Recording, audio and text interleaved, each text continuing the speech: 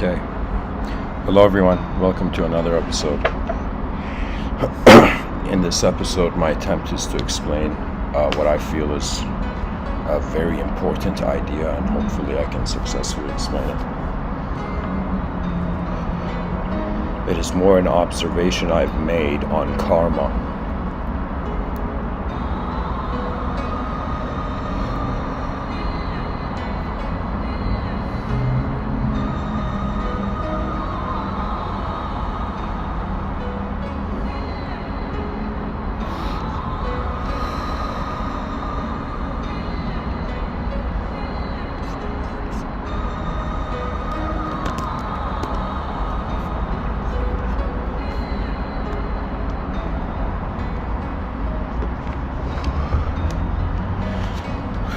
For this episode, I'll be using the notepad, so the viewers should look at the screen of the video.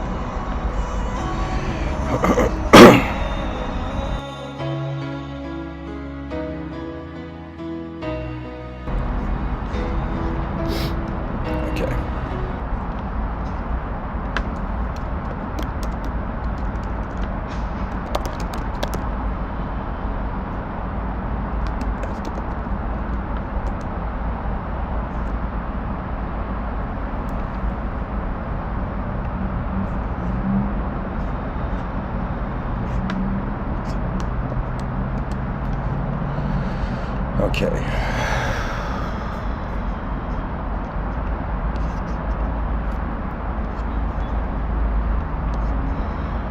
All right, the notepad's here.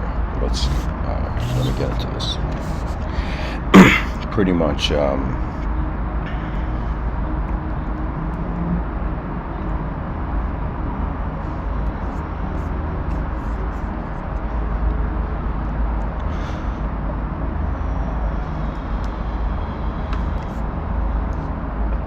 we look at the statement, the future.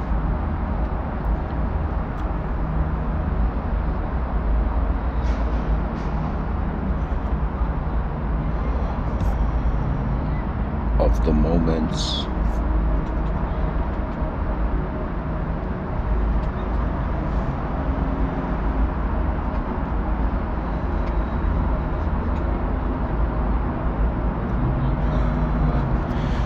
my God, what is this handwriting? Okay. There's moments, guys, when a person looks at their own handwritings and it's like, we gotta take it easy on doctors, and their handwriting,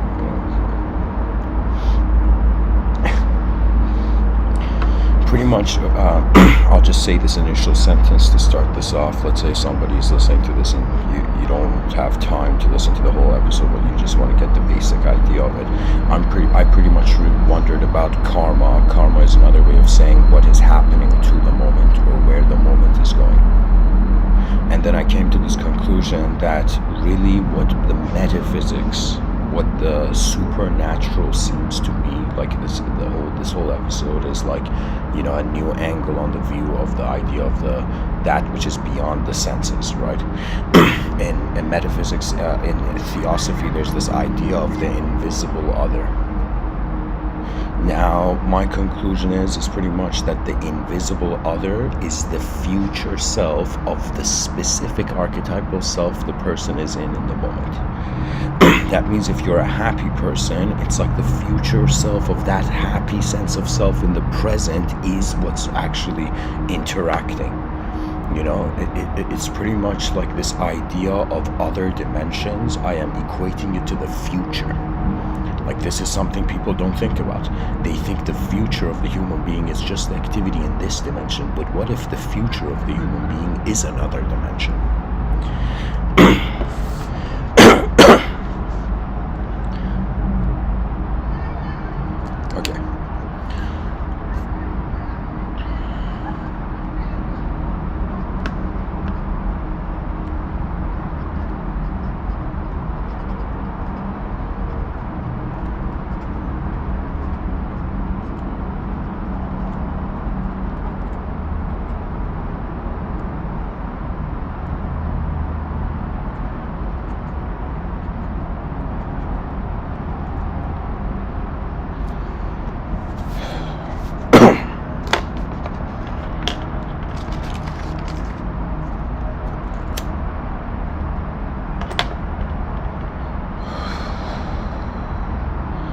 What is life but the efforts of a temporary known body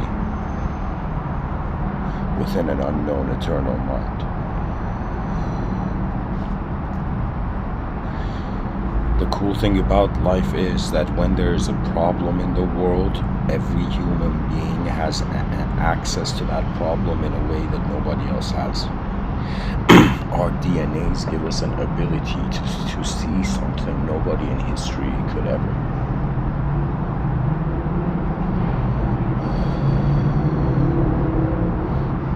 Right now, if somebody's like, let's say I always have this playful hypothetical situation in my mind where I'm like, okay, if an extraterrestrial landed on Earth and asked like a random human being what is going on Earth, like what would the human being say?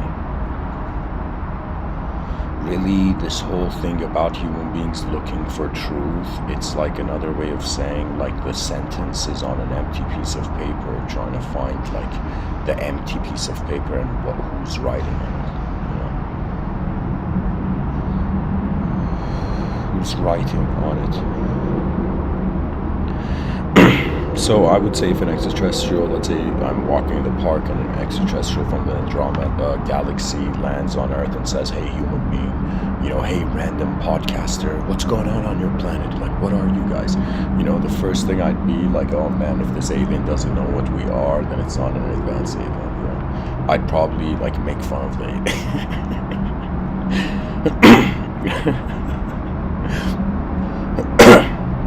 the alien's like, what kind of beings are you? And I'm like, you don't know. I would think of what's the simplest answer I could give. I would give an answer which is the journey of an object, the unconscious journey of an object into a conscious journey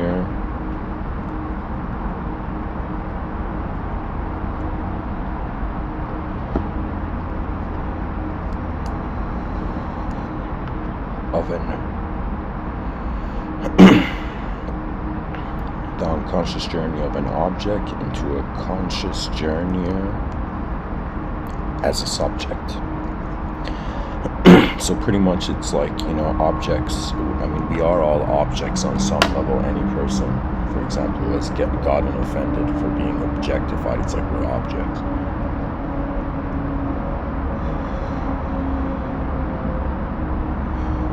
Now, the object became a subject to itself. This is the fruit of evolution. The mystery of the conscious mind is why evolution has happened. People, it's like seldom this is said, but evolution is like, a sort of genetical code continuing in the void until it can define it. It can define the void.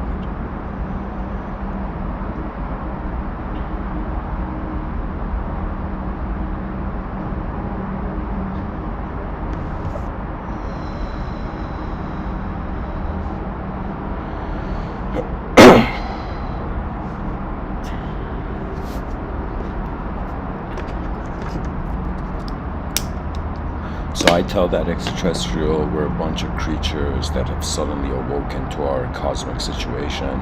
We have identified as subjects. Our memory gives us an ability to project an inner world that overlays on the outer world, and then when we forget these two worlds are separate, suddenly subjects and objects are the same. Become the same.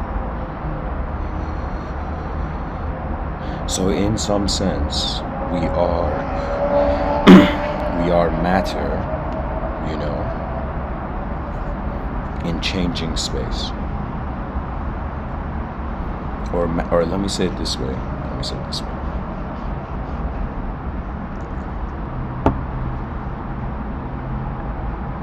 We are the current potential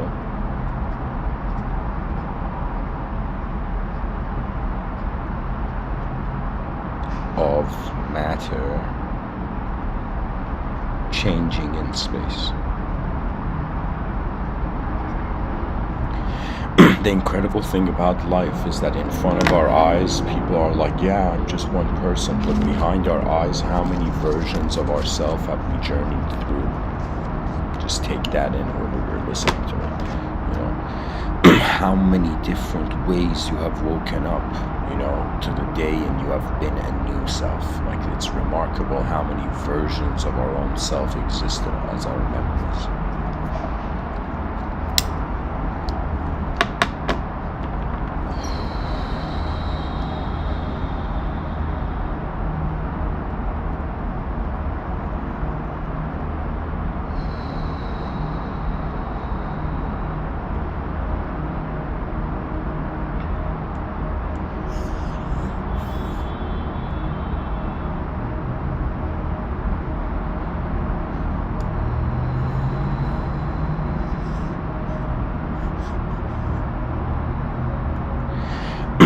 I guess what I'm trying to say is pretty much we are these objects moving in an objective realm. The object was unconscious to what it is. It grew a sort of potential, or grew into a potential of consciousness.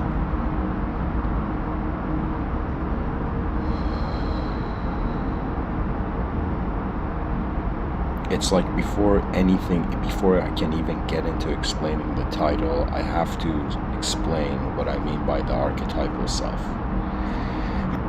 You know, an archetype could be said to be a title that is real in the moment. For example, somebody who, let's say, worships like Thor, right? Imagine, you know, you worship Thor. And so the person suddenly gets inspired by the idea of Thor and becomes a blacksmith, you know. So it's as if like they notice an archetypal position, a way, a modality that the self can animate and manifest. And so that it's in some sense the free will's self-proclaimment of its own projection, of its own possible projection. So, for example, you know, some basic archetypes like the archetype of the father, the mother, you know, the daughter, the son. Do you see what I'm saying? These are subjective positions that we inhabit and we identify as, and we get access to what the archetype is relevant to. Let's say we have a time span of, let's say, 4 hours, okay?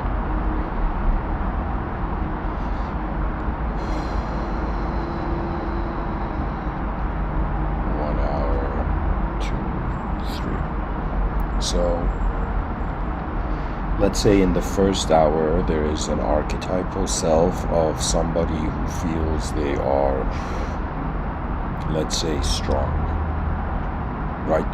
They go into the archetype of like a strong being. In modern society, because people are conditioned to extract their identity and meaning from the outer realms, most people are waiting for the permission from the outside of themselves to become something, usually. Let's say in a time span of 4 hours, a person entertained the, you know, archetype of being a strong person, you know.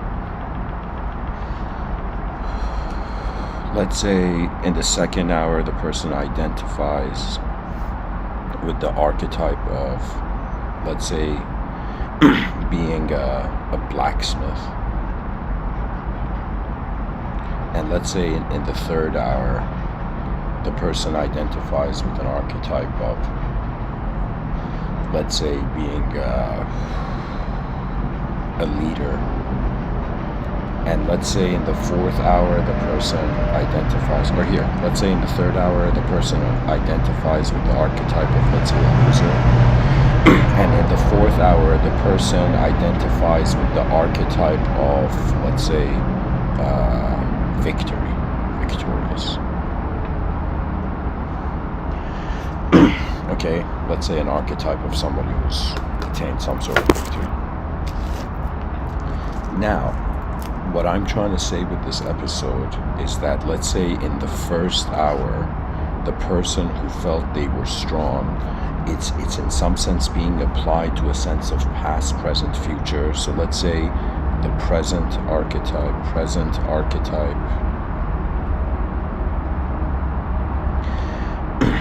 we have let's say strong person. Now what I'm trying to say is, let's consider just one instant of time where a person, let's say a person, lifts a very heavy object and they identify with a strong archetype. Their inner self is like in that sort of, let's say, context. Now, what I'm trying to say is, in that moment, let's say we have the present self. I am saying the metaphysics and the karma of what happens to the present self, it's as if, imagine the mind could see like itself, I don't know.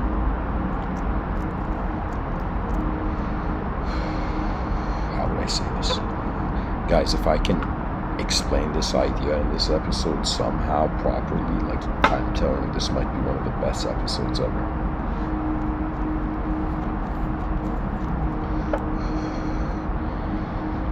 Let me see, maybe I should change the example.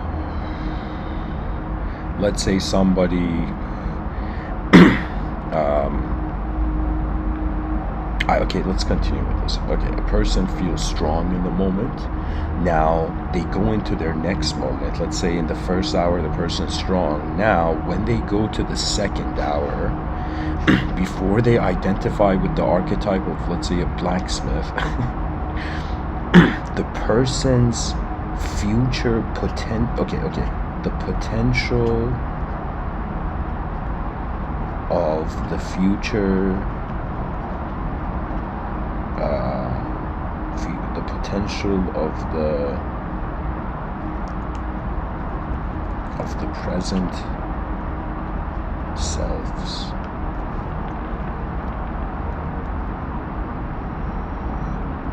future,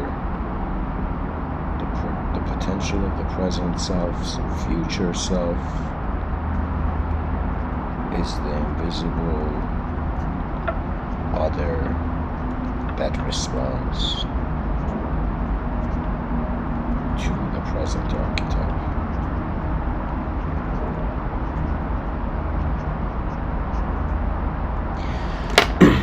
So right now, let's say the common man.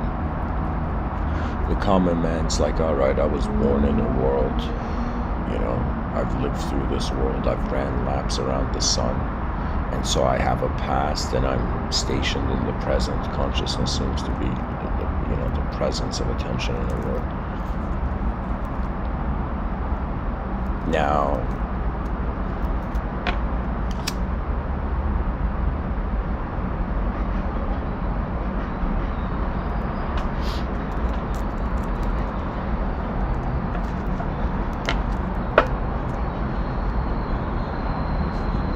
the common man says, okay, there's going to be a future, I don't know what's going to happen in the future. Now, the present self, the archetype that is held, honestly, I don't know how to say it. It's kind of like, I'm trying to say, like, in every moment that there's a sense of self or an archetype. It's like, imagine the potential of the future of that archetype becomes the invisible force contacting it. So it becomes something where it's as if all those people who've been considering angels, demons, spirits, anything in the realm of, let's say, theosophy or metaphysics that comes after the physics, like any sort of, let's say, personalized narrative, persona relevant narrative. It's as if what I'm trying to say is that the spirituality of a creature in time is how its future self is engaging the present. Do you know?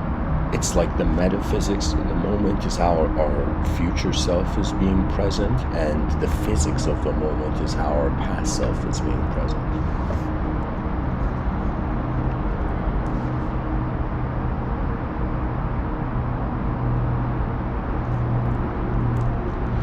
pretty much like after all these years of giving these talks, I am becoming more and more convinced that the spirit is how the future self is alive somehow.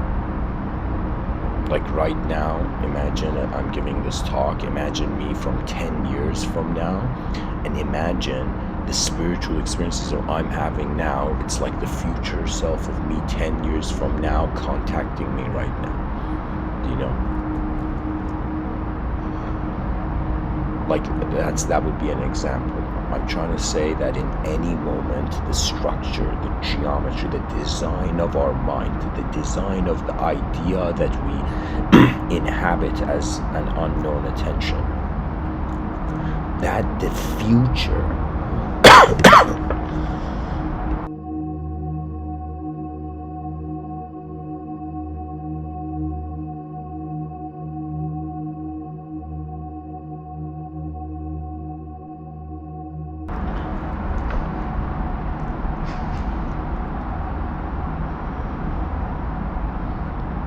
the future of the future, let's say, archetype of your present archetype is in some sense what the logos is. You know, I don't know why, but deep down I have this feeling that there was this scene in the movie, this film about Christ. And in the film, there's this scene, I remember seeing this as a kid, there's a scene where Christ is on the cross, and he's shouting at the moment, it's like, forgive them for they do not know, something in these lines. Imagine the most cruel thing is happening to Christ, but he is shouting to God, he's telling God to forgive those who are in some sense not forgiving him, you know? And in that scene, where Christ is saying, forgive them for they do not know, he is not talking to people. And for a second my mind was, what if in the future of all conscious, let's say, creaturehood or soulhood or whatever individualism you want to move through, let's say the future of all creatures is in some sense that they become a collective field of intelligence beyond time.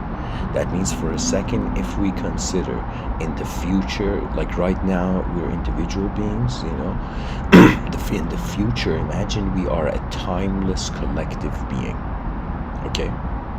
Now, imagine this timeless collective being is in some sense when potential and the actualization of potential become the same, right? Right now, there's a potential to the human being, and the free will suggests how the free will moves, suggests how much of this potential becomes actualized. But when the attention wonders about what it is like to live in a mind, not in a physical world, but to live in a mind, it's as if having instantaneous access to all potential, right? To me, God is in some sense, timeless collective being, which is the future self of everybody. It is a relationship with the future. Change is not change. Change is like the tip of the iceberg of something that is going on here in this worldly place, you know.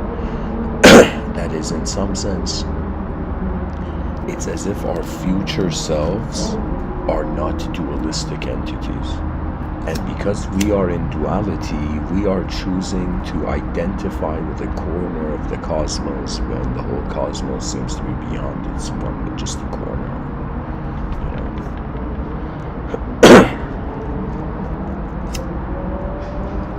You see, guys, this is what I'm saying. Like, please take it in the sense that there's a lot of metaphysics, and there's so many fiction-based stories we can tell. But something that I have really, let me tell you, imagine you're somebody who wants to see your whole species advance. So you have to, in some sense, consider that every ideological system wants to achieve victory. That means imagine you were such a great being. The future generations will be so. But I'm saying imagine you were such a great being that not only did you attain individual victory of your consciousness, but you attained a collective victory. And collective means, it's kind of something very strange, that in the top of the hierarchy of the civilized mind, ability shares itself. You see, this is the hilarious thing about life. Whatever way we live, we are an energetic potential of expression. That means if we took away this view that people are people and we just saw them as energy, it's as if it's like this, everybody's like this energy container, and it's as if what happens to this energy. For example, if somebody was to look at me, it'd be like, okay, it's like this is some energetic being, and his energy is in some sense being used to in some sense become language, for example. You know?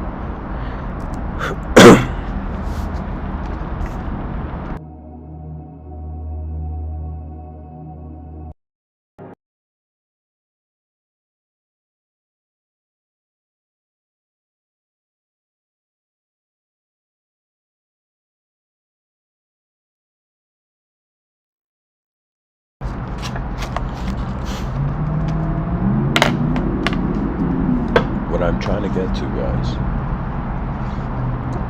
is simply this view that spirituality is future self-contact.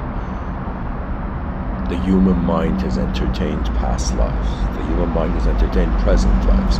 But when we wonder about what's the purpose of the present, we discover the future. What the future is potential.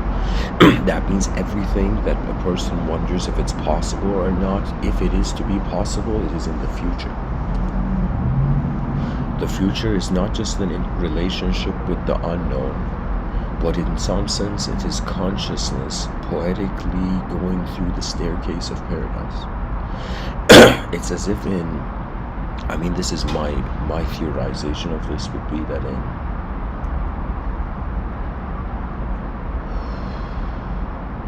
in around 4,000 years, or specifically 3,600 years from now,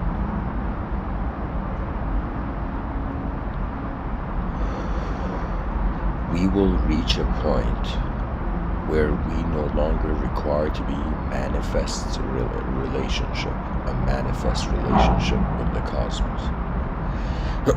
You know, it's kind of like the mind is the potential of the cosmos, the potential energy, and the body is like the kinetic energy.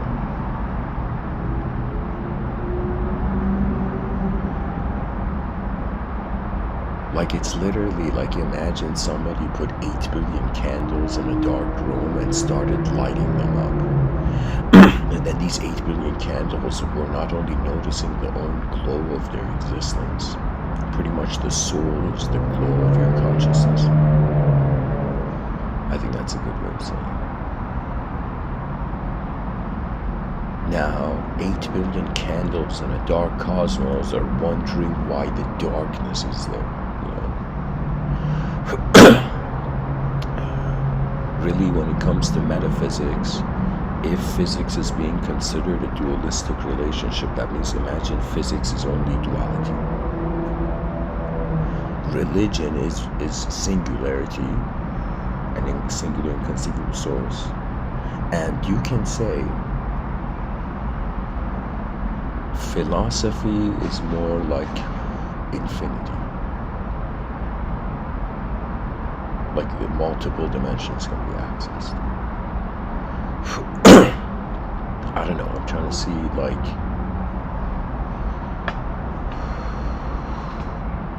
were these creatures that go about the day, rather than there being this one constant notion that I am this kind of self doing this kind of thing.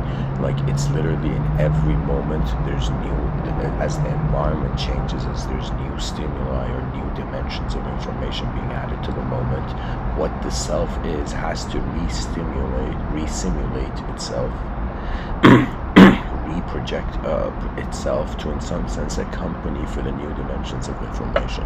It's another way of saying you cannot be a self in a changing world. A self as a concept. You know, we are actually a space of awareness that is noticing the body in the conscious waking state and noticing through the body the various probabilities of the sensory information.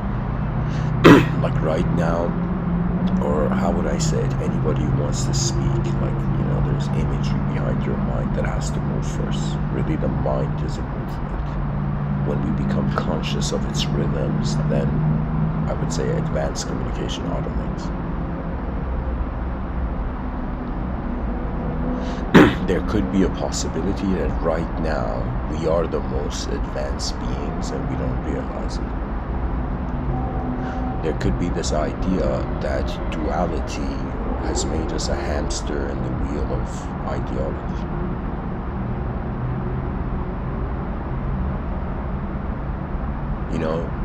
People talk about freedom. People say freedom is important, but freedom is one of the most inconceivable, like one of the most deepest ideas, right? It's as if does freedom for existence and freedom for experience mean the same thing? It's like the mind wants to continue, the body wants to stop to suffer. Really, the intelligence of what consciousness is that it's like the continuity of being through a certain state.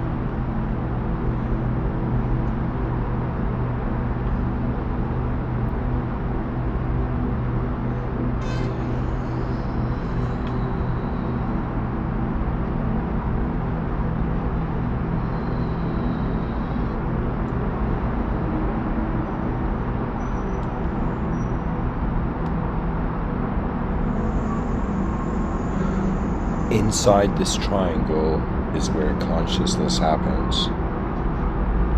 This central point is what we call pure awareness, unconditional consciousness.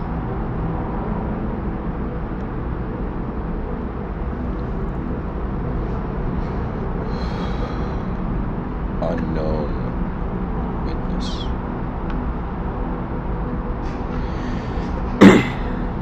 And keep in mind, a person cannot be a self if there is no relationship of a world and there's no relationship of other senses of self in the world. Like, our identity arises from what we consider ourselves to be distinct from.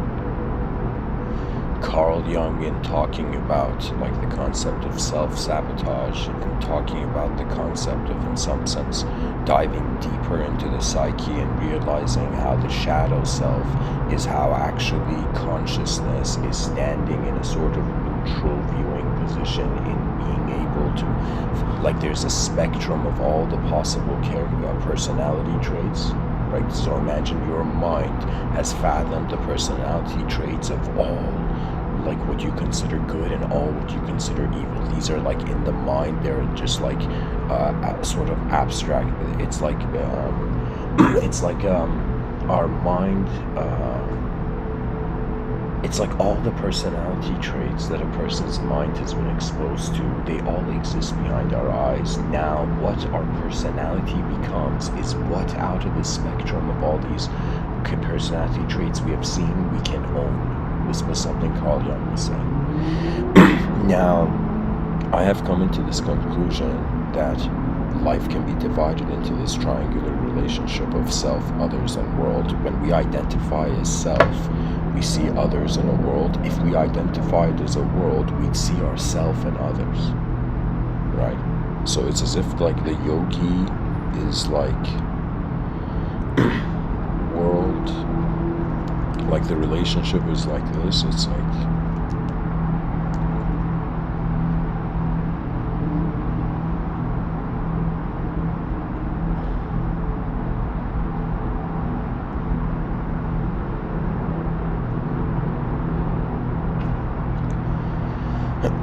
sorry, I got this wrong.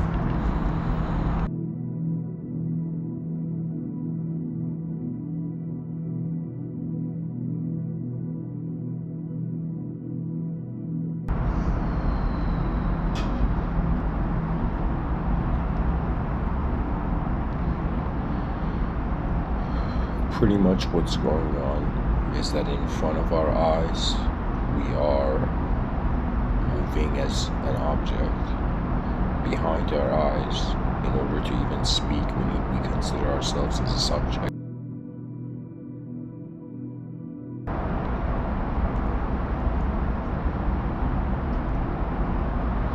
If I was to draw like the relationship of the psyche is, it would be like we have this point called the self, and we in some sense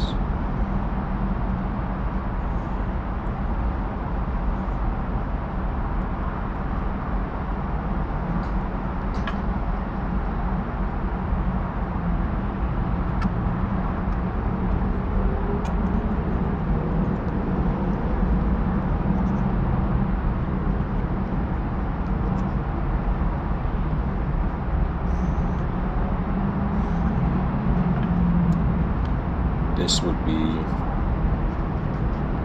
our outer realms, and this would be our inner realms.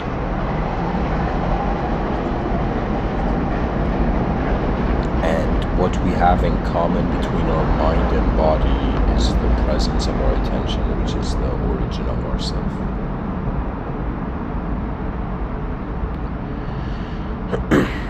There is a spectrum here, and there's a spectrum here.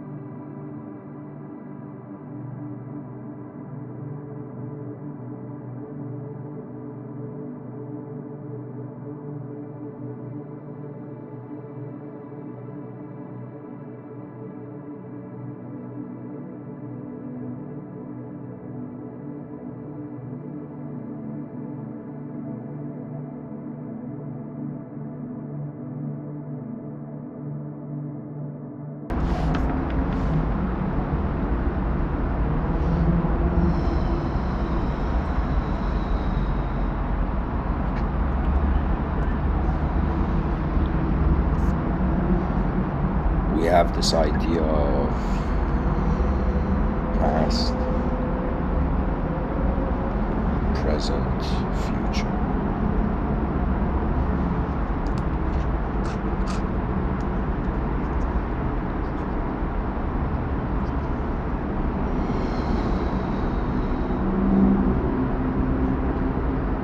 Consciousness is starting, let's say, right here.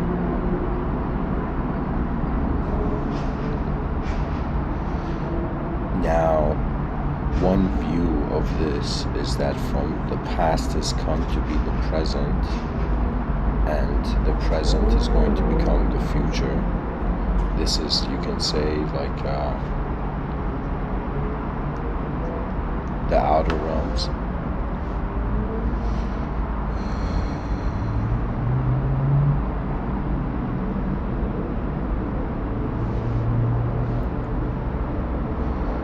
We have a possibility where the past is coming to the present and the future is coming to the present.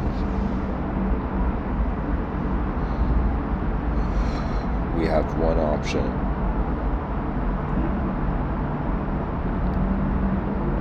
Where in some sense it's going from the future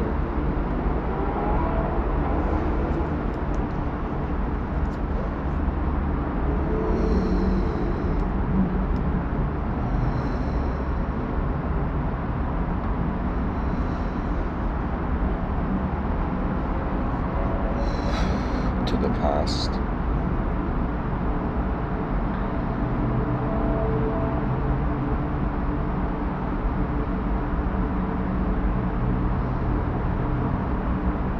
And then there could be something where it's going from the present to the past.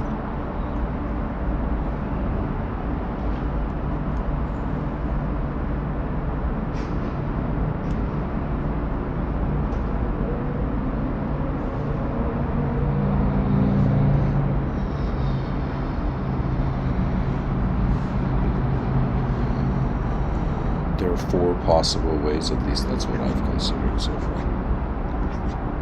4 possible ways where a creature can have an interaction of time, if time is necessary for the story of for the human idea to be storified, to be put into a story.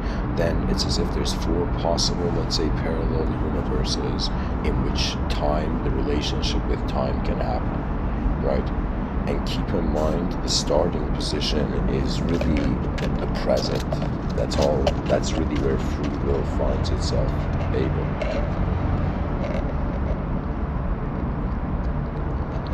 Oh my god.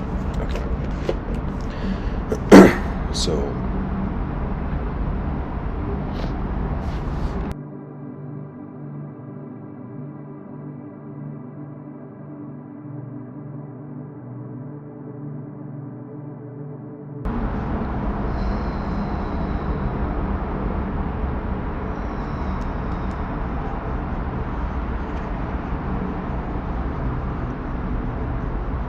Let's even fathom it like this. This is Earth 1, and then Earth 2, Earth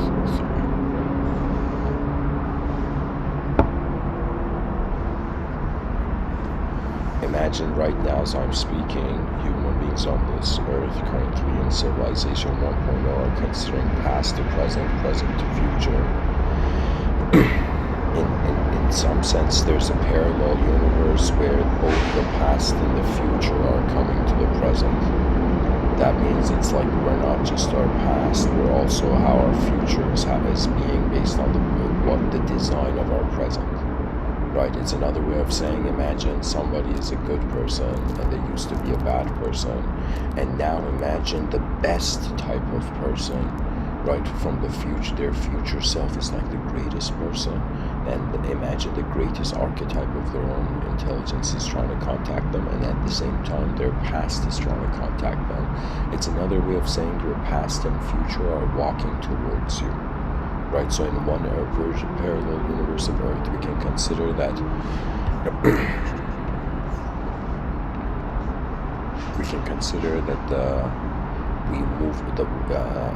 we went through the past to the present to the future in, let's say, the second Earth, we consider that the past is going to the present, and the future is going to the present. So technically, imagine consciousness cannot move, and the world's coming towards it. You know, and then in the third possible reality, we instead of starting from the past and going to the future, I don't want to say it's like some sort of Benjamin Button thing, but it's like from the future we're going to the present and to the past, right? So imagine we literally pancake flipped our view of time, and it was like we were all journeying from the future to the past, instead of us being like, let's say, starting as a young kid and growing old. Imagine like everybody started as an old person, and then they became young, and then they stopped existing. Like imagine if it was flipped around, instead of that kind of death. You know what I'm saying? I'm saying like it's like birth would be death, right? And death would be our beginning. That's in the second E2. That's in E3, and then in E4, this is very fascinating. It's as if the present is journeying through its past and future, as if like an attributeless being moving in its past towards its past and future. That means literally, instead of thinking it's like, where's my phone? Instead of thinking that time is like a straight line, it's actually like a right angle. So for E2 and E3, E2 and E4, these would be a sort of right angle. E3 and E1 are, in some sense,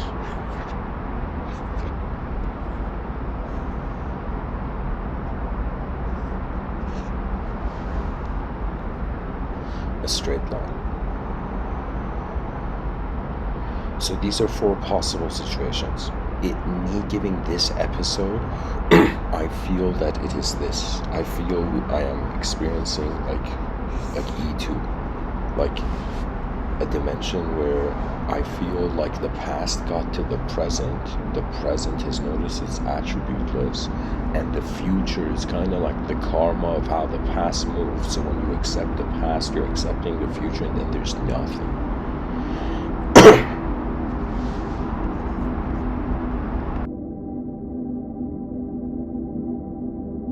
It's another way of me saying E2 and E4. Earth 2 and Earth 4 would be timeless realities. But Earth 3 and Earth 1, those are bound in, they're literally, time has the starting point of time is like, there's a beginning and ending. Let's say in a parallel universe of E2 and E4, there is no beginning and endings. The beginning and ending is the same. So it would be something like, rather than being like beginning, present,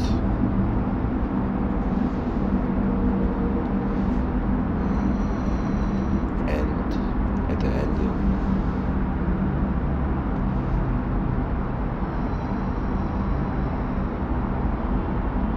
It kind of becomes like, how would I draw this?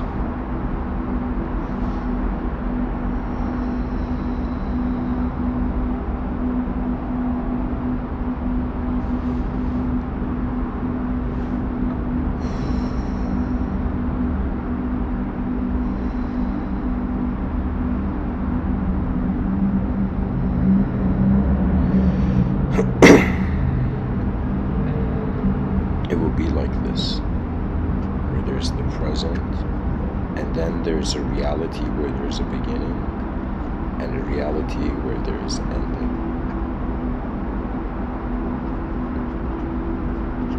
Could it be?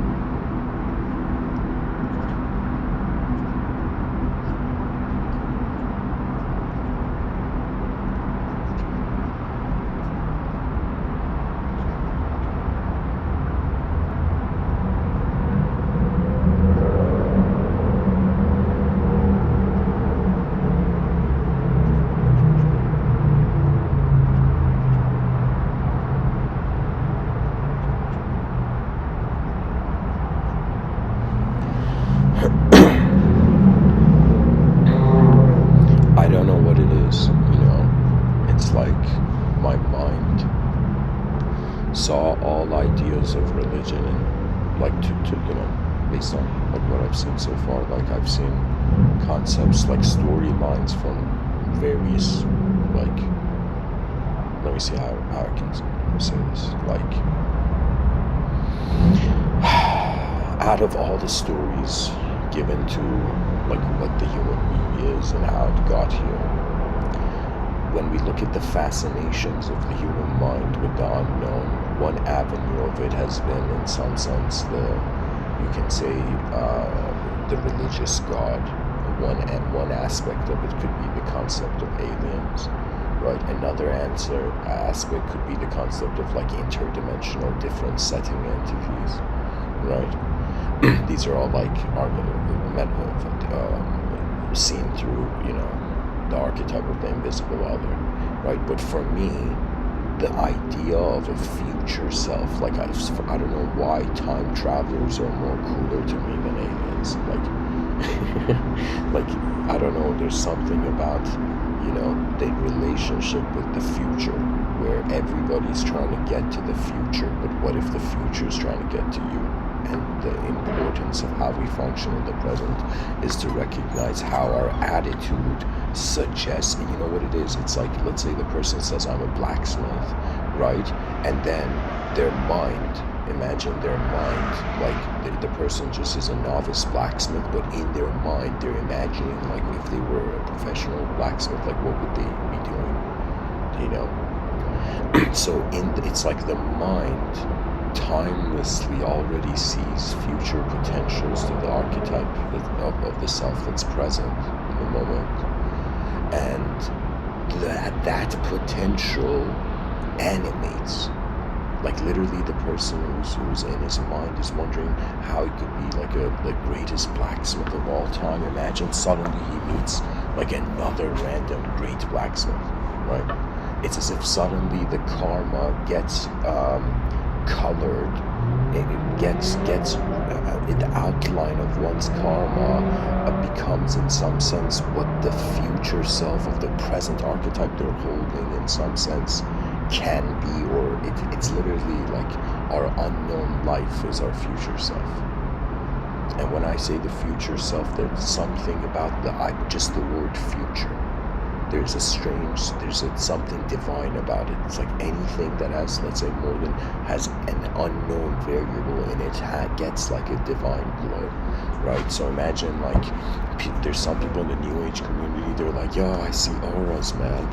I look at someone and I see a Picasso painting.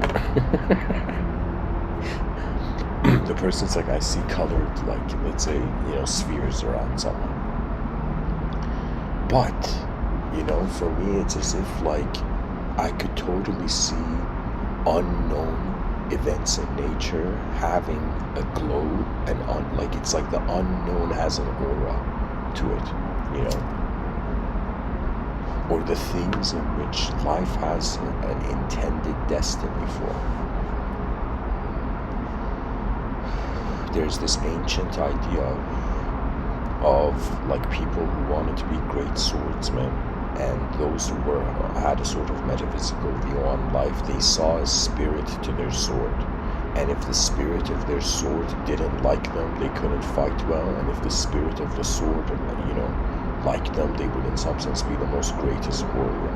And it's another way of saying it is like there's a life to this world, and the human psychology's ability to understand it is like a tip of an iceberg, wondering like really what it is.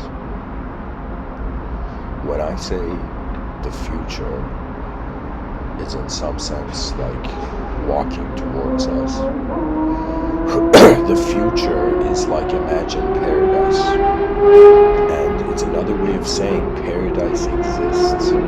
Like, just from a theological perspective, the person's like, I want to get to paradise. So technically paradise exists before the person needs to get to it.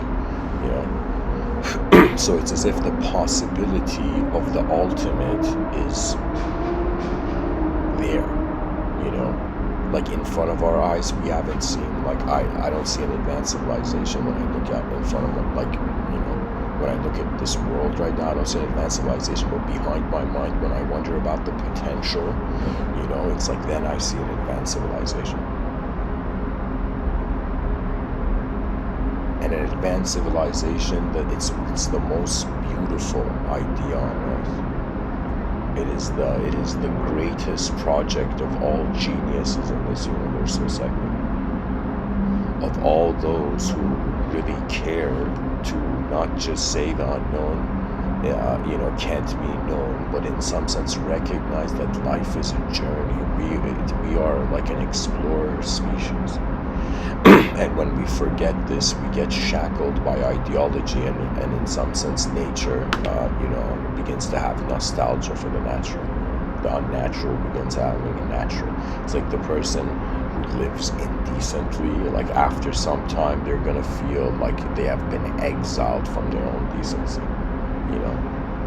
This is the problem with when violence repeats. It's as if some indecent force, something is out of harmony and recognition that everything on this planet is an opportunity. It's a 4.5 billion year old opportunity.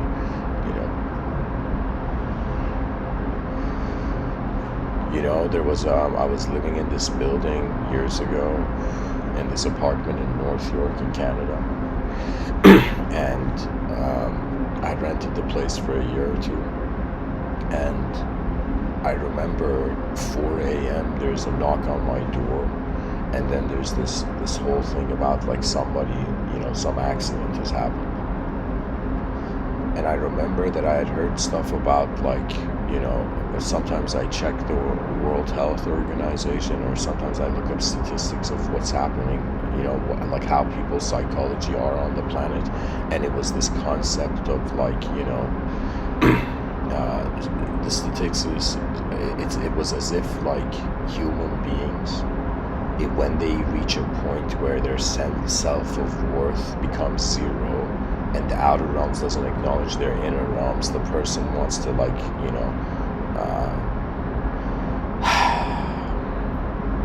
pretty much it was saying suicide statistics were rising, right? But if you take an evolutionary perspective, you'll realize just the opportunity to exist out of all the things that don't exist is such a fascinating mystery of its own, that in some sense, the mysteries of life are greater than ideological systems that try to contain them. I don't know what it is, being alive on a planet in the middle of nowhere feels to me like it's as if has the species just been painting on an empty canvas from the beginning, or is there in some sense something more than our ability to fathom what the more is? It's as if a species is like literally, it's as if ever since we built the concrete jungle, there has come a different role for consciousness.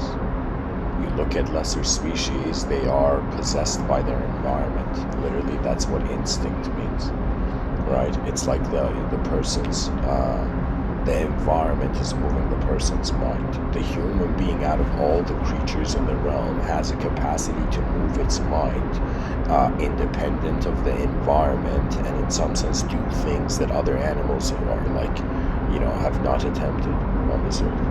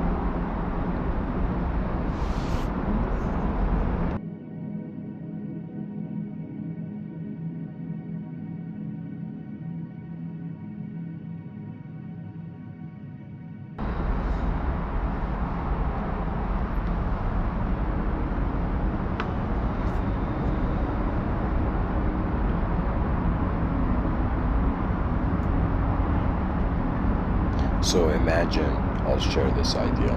Imagine that you are someone who you entertain the idea of guardian angels.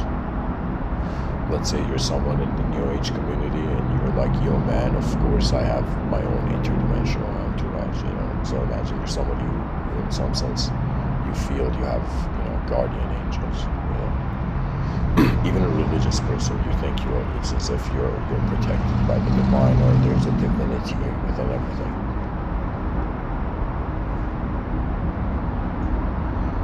Now imagine the person's in a situation, and out of nowhere, the inner voice of the logos, in some sense, like the archetype of a guardian angel, tells them, hey, don't do this. And the person doesn't do this, and suddenly they realize what a blessed outcome it was. Now, imagine a person, let's say you're a child born, and from the beginning, everybody's been telling you have guardian angels, guardian angels, guardian angels. Okay, so now imagine this child who is looking at this idea of like, okay, there's some interdimensional invisible force guiding me. Now, what the person's mind goes and says, okay, if it wasn't an angel, what else could it be? And so, what could know how to guide us before we have made a decision? It is the future self. Divinity is how the future has reached the sort of victory. I would say that if somebody says, Mr.Within, could there be possible advanced civilizations and, let's say, possible parallel realities right now as you're doing this talk, you know? Like, I'll be like, you know, reality starts off as a real event, but the realness is meaningless. So it's like from meaningless reality, we move towards meaningful abstraction. Like, what else can the mind do? We see what's here and then we wander beyond it. Literally, the evolution is an attempt of some force to get to see what happens, to get to access the beyond. I think that's an incredible sentence. Access the beyond. How to access the beyond.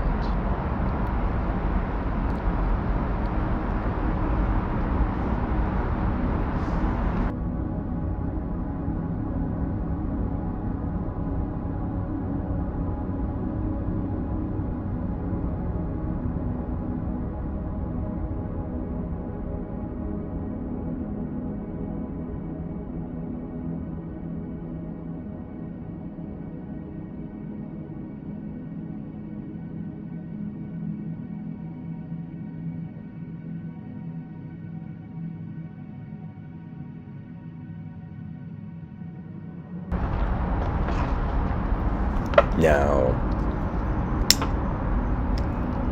let's say a person's future. Okay, here, I'll give you an example. A perfect example. Right now it's 2022, whoever you are listening to me. Imagine right now we had time travel, machine technology accessible, and you could go back 10 years in time, but you'd be invisible and you'd wonder about how can you get your past self to change. It's like the only way it would work is in some sense for it to communicate.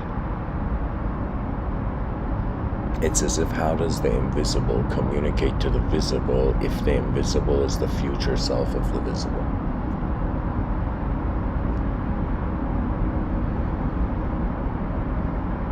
What I think, really honestly, Jungian synchronicity is, what coincidences are actually, you know, how would I say it? It's like right now, imagine every person, some part of them already knows how everything is going to be, or how everything is being. A person opened his eyes in a cosmos and was like, yo man, I'm not just a person, I'm a cosmic person. You know, I'm a person in the cosmos. And so, it's as if, as a cosmic person, you wonder about the presence of the cosmos, your cosmic presence. Upon realizing the magnitude of the cosmic presence, it's as if like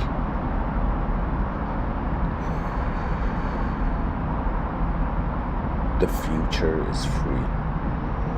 You know, people think time travelers, if there were time travelers in the future, and these, like, let's say time travelers from the future came to the past, people think the main reason is for them to change the, like, they failed, or like their world got messed up and they had to come to the, in some sense, come to the past to change it. But imagine the opposite happened. Imagine that in a parallel universe, the future of this species has attained and reached the ultimate. The greatest advanced civilization exists. Imagine in a parallel future, in the future of our species, its greatness, imagine, is existing right now. And it would be this idea that what if the future reached a point of ultimatum and reached ultimate advancement, an advanced automata, let's call it. So let's say the future of the species reached an advanced state, and when it reaches that advanced state, it realizes in some sense that once you have become the ultimate, all that is left is to perceive the ultimate within everything. So it would be as if the most advanced civilizations would actually go around the cosmos and advance other civilizations. If there is some sort of advancement going on this earth, we human beings have to consider how are we putting it into a story that we can all agree. Right now, we all agree that we are objects. We agree, like, nobody doubts the sensory perception, you know. Mystics aside, but I'm saying at first nobody doubts that they're existing. Like, people don't wonder about how can I be a human being, you know. Somebody wonders about I want to be enlightened, you know, but, you know, imagine somebody's like, I want to be a human being. You know, it's hilarious. Imagine a human being wants to become an enlightened being, and an enlightened being wants to become human, you know. The beginning and ending is a small percentage of life, of what is here.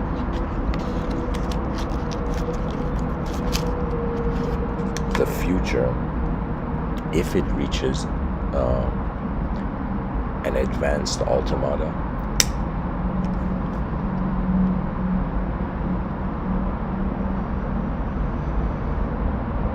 it's as if what else can greatness do when it has found a great world, you know? It's as if it becomes an acceptance of the eternal presence of being. Like, that is something where it happens after you've dwelled into the unknown for a while. What I mean by this is that imagine you've been living, like, let's say a couple of years, where you wake up and you acknowledge yourself not as an idea, not as a thought, but as simply an unknown attention that is viewing the moment as it is being. So once you realize how much unknown there is, as strangely and incredible humility and compassion arises for anything that is manifest. You know, like, imagine, you know, there's somebody who was so compassionate that he said, be compassionate to the inanimate objects. As if when the person pulled their curtain, they didn't pull the curtain viciously. They pulled the curtain gently, as if the compassion was unconditional to all, imagine. To all possible dimensions.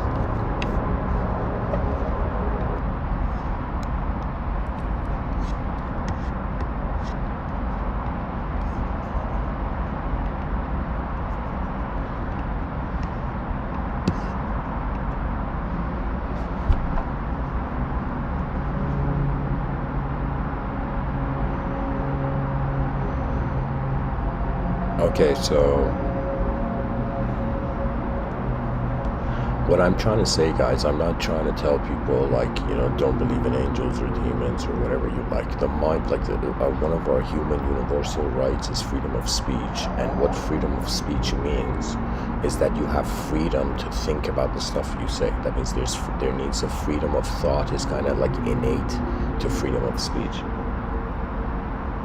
You know, that means a freedom to see without, like, that's the most natural thing ever,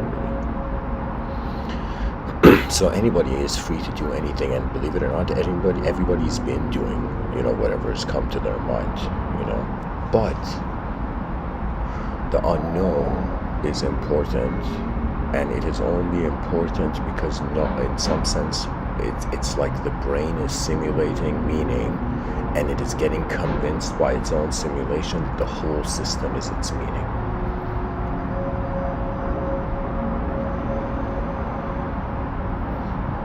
If right now I time traveled back to the past and I was like, let's say, in this sort of invisible, imagine you time travel to the past and you have an invisible suit on, so you're technically invisible, but your energy is there in the past.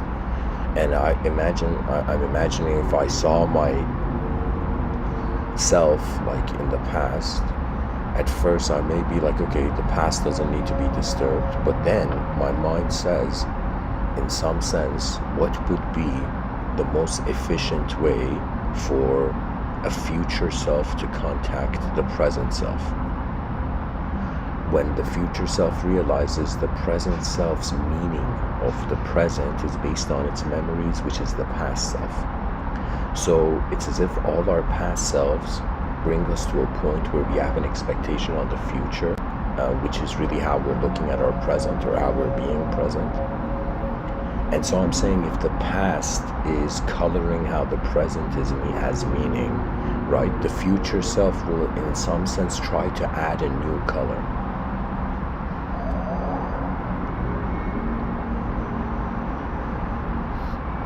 It's in some sense as if, like, based on the capability of the being, how able, whoever you are listening to me, if you're truly interested in mysticism, you gotta ask yourself, how able are you to be in a moment where not only you are unknown, but what is happening in the moment is unknown, and it is unknown because novelty doesn't need to explain itself. Novelty is like, it's like the new dimension that enters the room.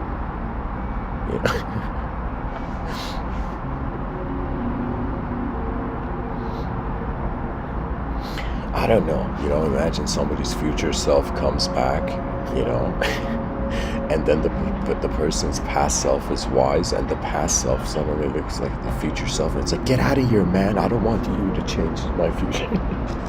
Imagine getting in an argument with your future self, the future self's like, you gotta change, and the present self, it's none of your business, But honestly, what I'm trying to say is that the species loosens up from its ideological worshipping and possession. Everybody realizes that the unknown is a reset. Literally, you could be believing in anything, right? Let's say you believe, man, let's say you're somebody shows you a picture of a lion and you've never seen a lion, and the person's like, yo man, look at this lion, lions exist, and the person's like, no, I don't believe in lions, it's like this picture of a lion is equivalent to a picture of a unicorn or a griffin,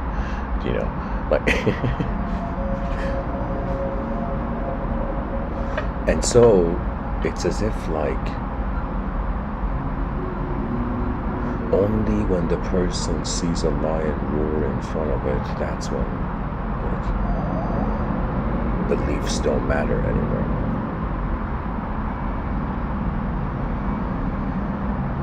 I don't know who it was, but somebody had said something that if humanity, there's going to be the future, the main vibe it's going to be in all the time is celebration.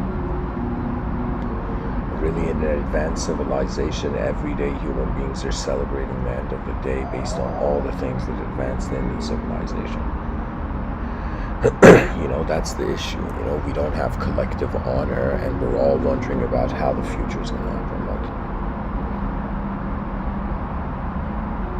And the simple solution is to honor the future in trying to understand the present in the best possible way. Because on some level, you know what it is? Life, if you're still and silent, it really has no meaning. If you don't move in the world, it's as if the world is like just a photograph on the screen of your mind. But when we move in it, like right now I'm moving, right? it's as if there is an unknown force to it. Really, there's like, what kind of knowledge can human beings have in a changing world?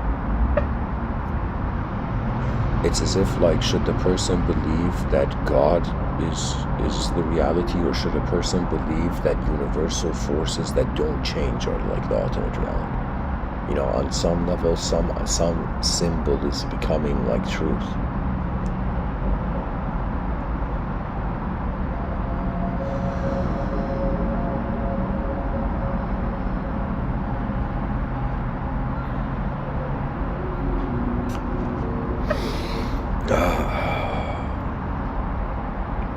I don't know. I think like maybe the smartest thing a future self could do is, like, you know, write all the things. Like, it just put a book, like imagine somebody's future self with a time machine comes back, and the future self just gives them a book and leaves. And the person's like, I have so many questions, and the future self is like, read the book, goddammit. You know, sometimes I don't know if the idea of revelation is divine or its content. Like, the experience is divine. Is an unknown experiencer more divine than a known ideology?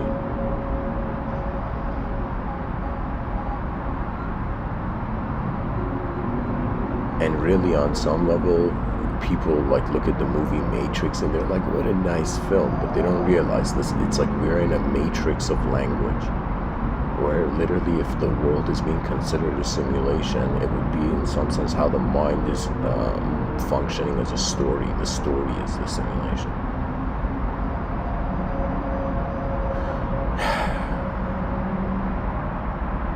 And you know, maybe the point of the world is that the world is bigger than us. So we inevitably all become really the, like, how would I tell you? It's like we are all servants of the kingdom of, you know, the future humanity, the future kingdom of humanity. There we go. Because what else can energy do? You know, energy, it's either like inner appreciation or outer creation. What else?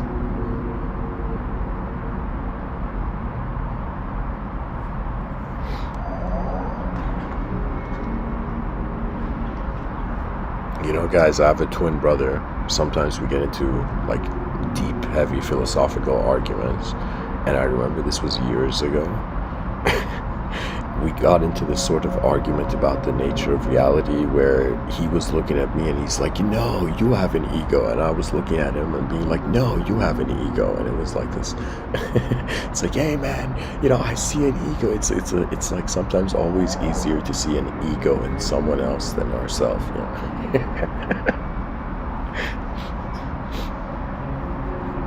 Oh man. Honestly, you know, I'm just some person saying that, you know, the future is divinity. The divine is a sort of collective future self of all human beings, which is timeless. Because the unknown ends up becoming the interesting thing, right? It's like, why is a creature looking for information? Because the information changes the unknown, you know. Or excuse me, the information is changed by that. People are not actually looking for a snapshot photo of truth, or like, they're not looking for a framed photo of truth to put on the wall of their mind and be like, I got truth. You know, truth is hanging on the wall of my mind. It's like, no.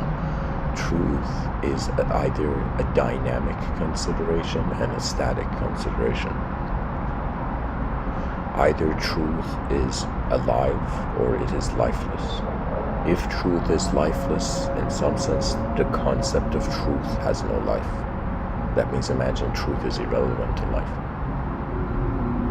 But if let's say you're a human being, you know, and you look at this world and you're like, wait a minute,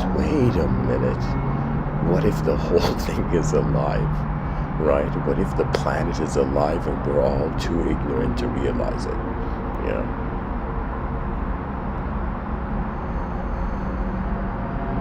And I shouldn't say planet, I should say the moment,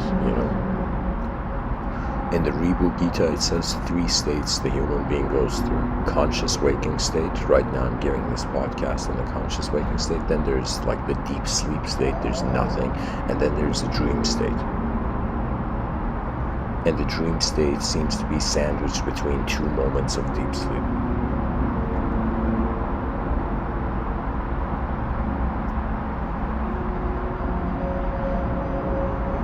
So, in deep sleep, there is no ego, there's no personality, nobody is suffering in deep sleep, nobody is miserable or successful in deep sleep. In deep sleep, there is an absence of, the character gameplay of the mind. In the dream state, or let me say it in the conscious waking state, it's as if it's like our body is moving our mind in the conscious waking state. In the dream state, our body's asleep in the bed, and our mind is creating a body, a subjective body, where we can go and experience a world in our dream state. There was this Persian poet by the name of Attar of Nishapur. And Attar, this is like from 1,000 years ago, he has this quote, I don't remember it exactly, but the idea behind it was that he was saying, like, look at how many gems of wisdom there are in our dreams. So a dream state is how, like, the mind is living in a world where when the body is just asleep in the bed, the mind is creating a body for you with your being. Now, when we wake up, right, we think we stopped dreaming. But what if that same simulation, it's like what if in some sense what the mind is in some sense how we're dreaming when we're awake? It's like a dream so aligned with that. It's like the mind and the body are like behaving so like one another that we don't know. It's like there's both of them there. So there's this concept called Turiya in yogic thought, and Turiya is the 4th state. This 4th state is considered to be the common denominator of presence in all these states. That means what does deep sleep have in common with the dream state, and what does the dream state have in common with the conscious waking state? They are all being. That means deep sleep is also being. So in some sense, inconceivable being is, I would say, the ultimate realization of how the soul is in some sense the glitch in the system of how the mind believed it was the only thing in charge.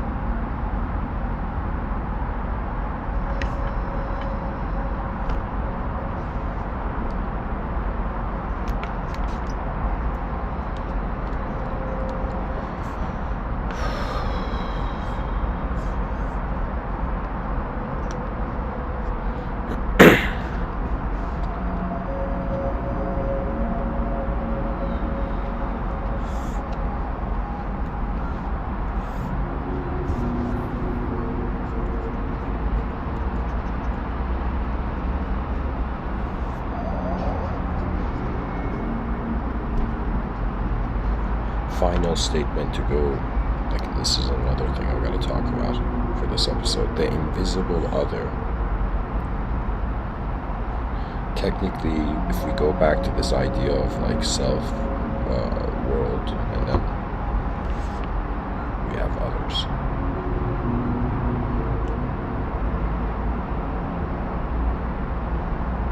It would be as if not only is there an invisible other, there's an invisible self, and there's an invisible world.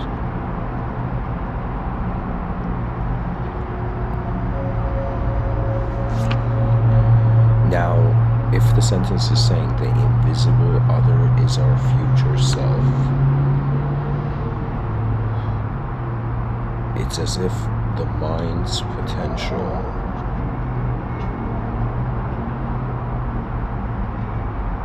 is how the future is happening now. Bingo, how the future is happening now.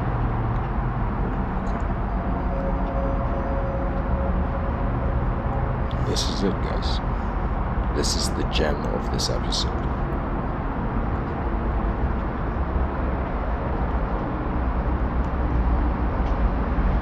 This is the diamond in the dirt of language.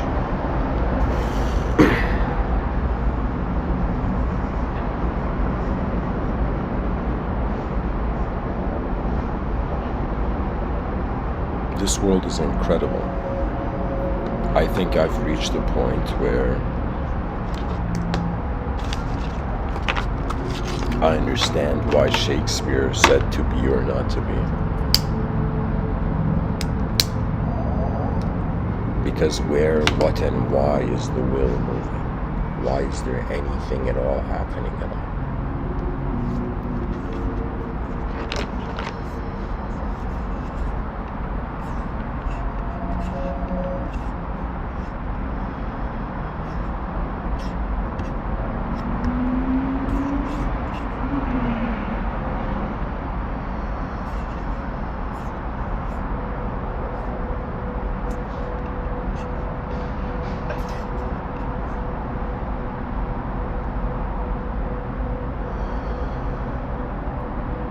Right now, I can consider there is a visible self. There's visibly, I see other human beings in the realm. And visibly, I see a world which I can't see its edge, but I see the world. The outer realms requires contentment with these three dimensions. The inner realms, its contentment begins with the self. If a person cannot accept how they are being, how can they do anything? This is reality. I think the starting point of any sort of animate movement, or let's say confidence, is in some sense trusting the origin of a movement, trusting how that energy arises. If one identifies as a mind, life is filled with tragedies and comedies. If one identifies as a body, it's as if it's an animal's growl. If one identifies with the soul, it is like as if for the first time an object was like, what if I'm more than a subject and what if I'm more than an object and realize it's a subject, and now the subject is like, what if I'm more than an object being a subject? And in some sense, what the ego is actually, or I should say what the archetypal-self refers to, is how attention has accepted being to allow itself to be. You know, seldom is this said, you know, the world doesn't just open our eyes, you know, our eyes open the world. Every person on this planet should wonder about the destiny of everything. This is the great Rubik's Cube of, you know, a species in the void. How do we solve this problem? How do we find a value system that is capable of addressing every individual conscious position? That means, imagine we wanted to build such an advanced civilization that not only we confirmed the victory of everybody in the present, but we were in some sense confirming the victory of 10,000 years from now. It's as if the future generations, they don't open their eyes in a battlefield, they open their eyes in a world that has learned enough to realize war is unnecessary. It's like a creature that fights is a creature that on some level of its psychology is suffering, you know. Because what would I say, like, what's the point of being civilized if everybody behaves like an animal? Civility means that some greater force of movement is guiding the intelligence of the world. what the logos is how the future is smiling regardless of what happens in the past.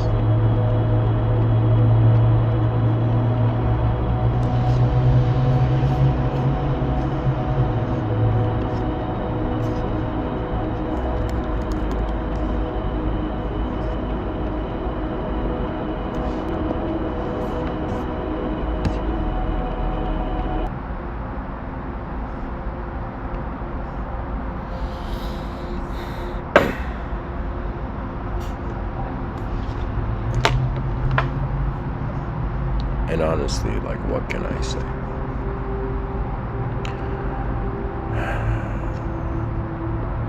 I look at my own eyes and I've realized I don't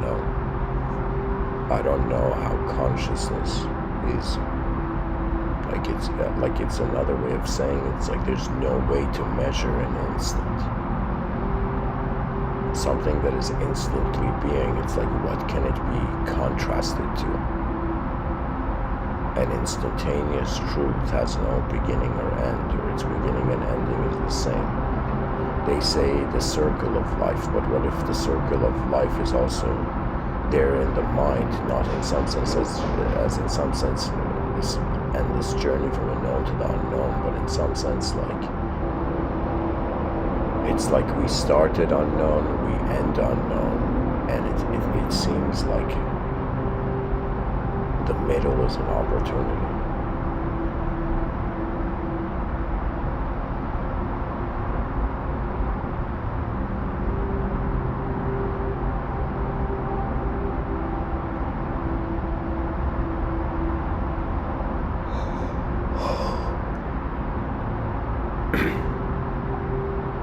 You know, I'm thinking like, let's say the future self comes to the past, does whatever it has to do, and then goes back to the future. It's like, what could the purpose of the future be? Imagine a future that has transcended all the dimensions we see now. What could the purpose of an infinite unknown adventure?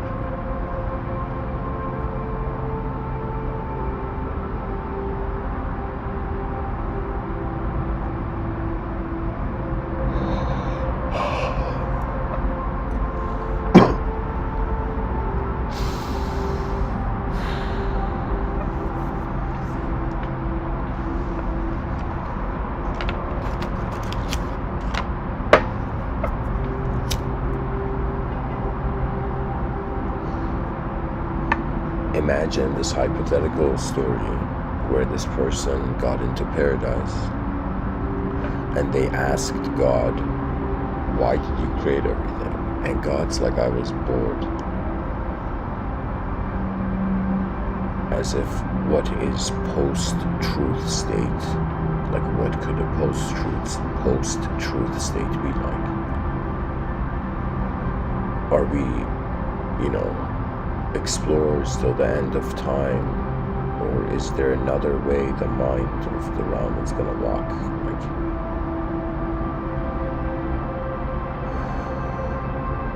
And imagine somebody attains such a mystical state where they renounce time.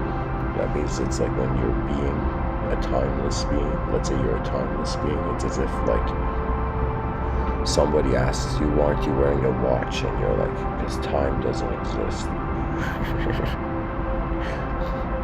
As a timeless being, you would play with time. I would say, maybe we can say,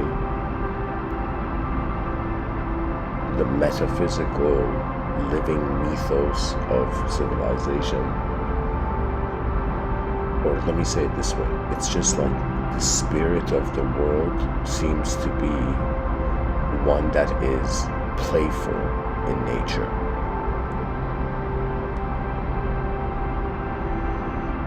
Which is another way of saying we are existing in a completed server of the world.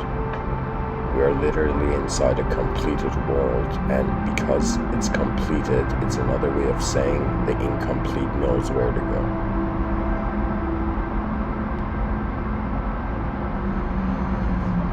Anyways, guys, thanks for listening.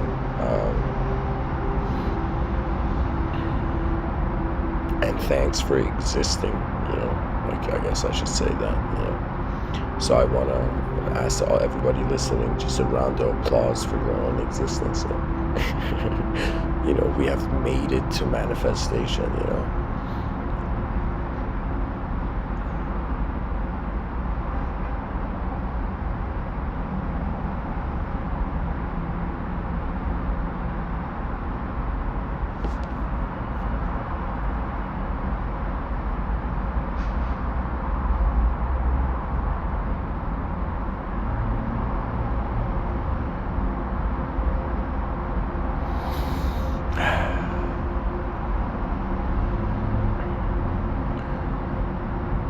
May the present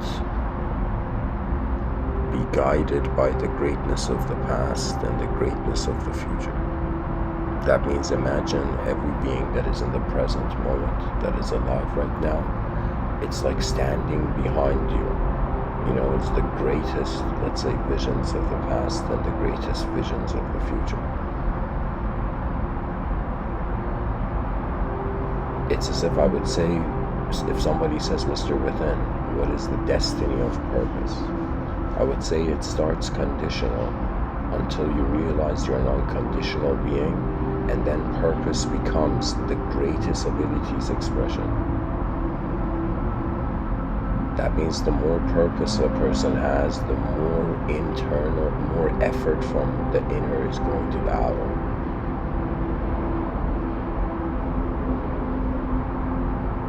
We must study all dimensions of the human being, and we must not only accept ourselves, our species, and the world, but we must accept how all these variables can also be unknown. And when 8 billion creatures on a rock in the middle of nowhere stop freaking out because of the unknown, variables, the unknownness of the moment, it's as if when a species accepts the unknown, then in some sense it can, like, the greatest advancement has an authorization to happen. It's like that story where there was this farmer and, like, one of his horses runs away and all the village people go, in a messed up way, come up to the farmer and say, oh man, you're so unlucky, your horse ran away.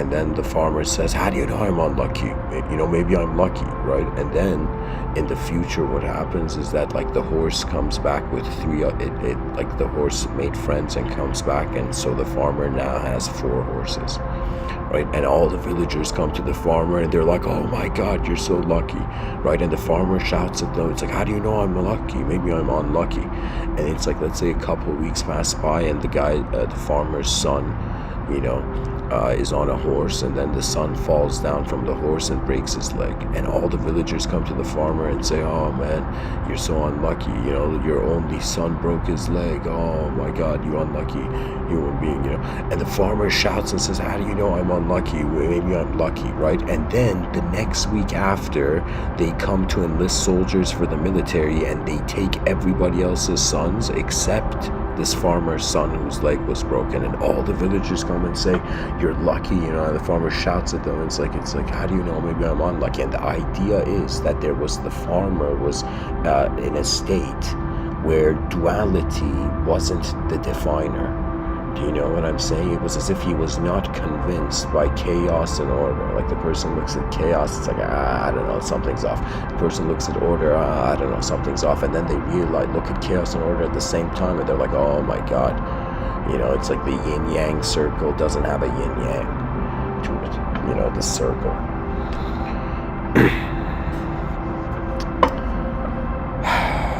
Once we can accept how we are being in an unknown way, I feel then there comes an ability to see something new. And maybe, the future humanity would come back to 2022 and be like, what if there's another way you can look at the whole thing? Like, that's the beautiful thing about life. It's like every day we wake up, the mind, gets a permission, like an advanced design oriented technology, like wonder about the geometry of the future. We treat like an object based on its substance being real. A person's like, okay, this table is made of wood, it's like it's a wooden table, but in reality the shape of the table has nothing to do with the wood, right? And so it's another way of considering that the shape is as equivalent to substance, to an object. So the shape of a subject is as real as, in some sense, the shape of an object, but the substance of an object is unreal. For example, if somebody visualizes a solid table, like a wooden table, like it's not like they can touch that wooden table, right? But in the outer realms, the substance is there. So it's another way of saying our mind is an outlining mechanism to the world, so that it creates so it trusts its perception to mobilize. Everybody should buy a notebook, and I would recommend a sketchbook specifically. Buy like a sketchbook and decide to become the greatest explorer of your own mind. And I will tell you, just the intent to want to know how something is being known is the revelation of one. That means don't seek truth, but in some sense wonder about how truth is, like it's like the poet Rumi, he says that your task is not to search for love, but to get rid of all the barriers you have made against it. And the idea is like your task is not to search for truth, but get rid of all the barriers you've made against it. And Mr. Within is saying that the barriers you're going to realize are in the linguistic simulation. They're language-oriented and character customization. Spirituality doesn't mean the person became so spiritual they didn't need to be a subject anymore. The idea is that we were so advanced in being an object, and we are so advanced in being a subject. Now we're wondering how far the advancement can go beyond the subject and object. That means we don't ignore anything, right? Imagine like the future generations are going to be so mighty that they're like, all right, past that is fighting over truth, let's say you're all true. What else beyond the truth of truth, right? It's like it's as if it's like, truth is a checkpoint, but the game goes on. Anyways, thanks for listening, guys, and I'll end the episode here. And there's a chance that my future self is listening, and I'll be like, I guess maybe the most poetic thing one can say to their future self is as if, look in front of you, not behind you. Anyways, guys, thanks for listening. Much blessings and namaste.